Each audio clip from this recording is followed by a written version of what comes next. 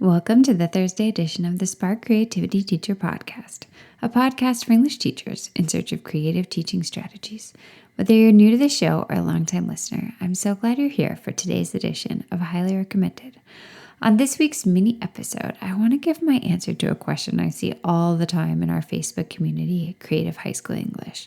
And it's this: what's the best way to spend your teacher budget? So let's dive into 5 great options.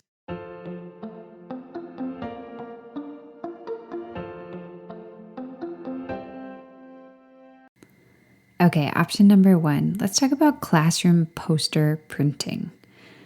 Over the years, I've seen a lot of wonderful classroom poster creation from fellow educators and artists across the world. And they look beautiful in framed 8.5 by 11 that you can print on your own printer in your office. But what if you took your digital download and went bigger with it?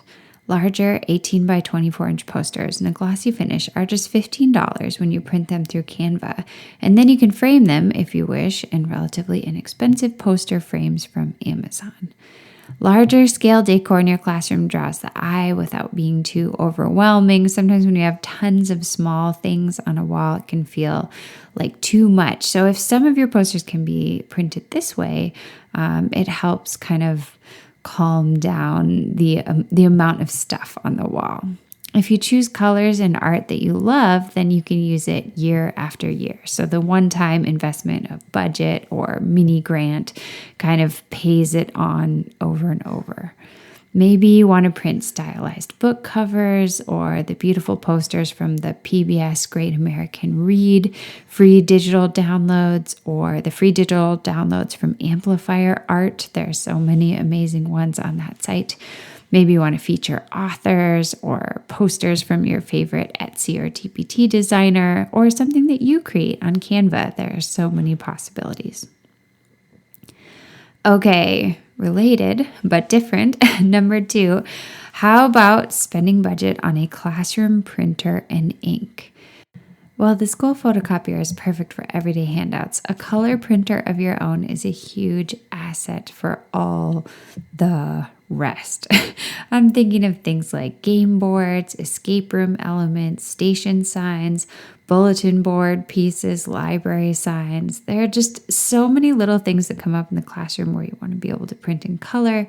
You want to be able to design something quickly and print it out. So that can be a great use of your personal classroom budget.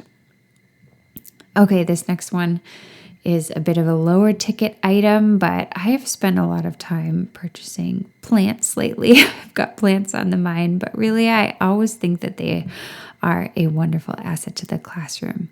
Though I personally don't have a green thumb, I've learned over the years that bringing nature into a space actually boosts productivity and health while providing more of a sense of calm to your space. Your budget might just give you the perfect opportunity to hang some plants by your windows or add a little plant stand in your library corner. It doesn't have to be something huge. You don't have to set up like special lights and irrigation. You just want to kind of add a little bit of green. It can be really nice. Okay, next, let's talk about books. I always recommend books as a great use of budget. If you're struggling right now with restrictions on your library, and I know a lot of teachers are, your book budget might allow you for a more controlled choice with something like book clubs. So when you choose texts for book clubs, you're going to maybe want 5 or 6 different titles around some theme. Maybe it's novels in verse or graphic novel book club selections or memoirs. You can choose wonderful books and have like a little more control over the vetting process than when you go really wide in your choices for a classroom library. Books for your classroom library are fabulous too. If you are not dealing with book challenges and book bans in your community, and I hate that I even have to say that, but hopefully you're not. If you're not, then you can spend your budget on new titles that your students are drawn to. Maybe your copy of Long Way Down never came back last year, and so you want to buy 3 more. Or maybe you want to buy the whole Heartstopper series. Whatever works in your library budget gives you the chance to really double down on it. Okay, finally, Great use for budget, even if it's just a little bit of your budget. I want to give you the suggestion of art supplies. If you, like me, like to integrate some visual projects, if you want to integrate sketch notes, one-pagers, open mind activities, literary food trucks, the writing makerspace, having some art supplies in your classroom can really just make it easier.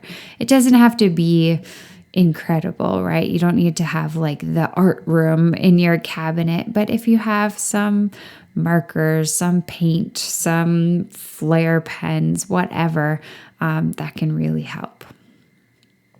Okay, my friend, of course, there are a million ways you might spend your teacher budget, and you know your classroom best. But if you're looking for ideas this week, I just want to recommend you consider the big 5 of poster printing, a printer for your classroom, plants, books, and art supplies as stellar options.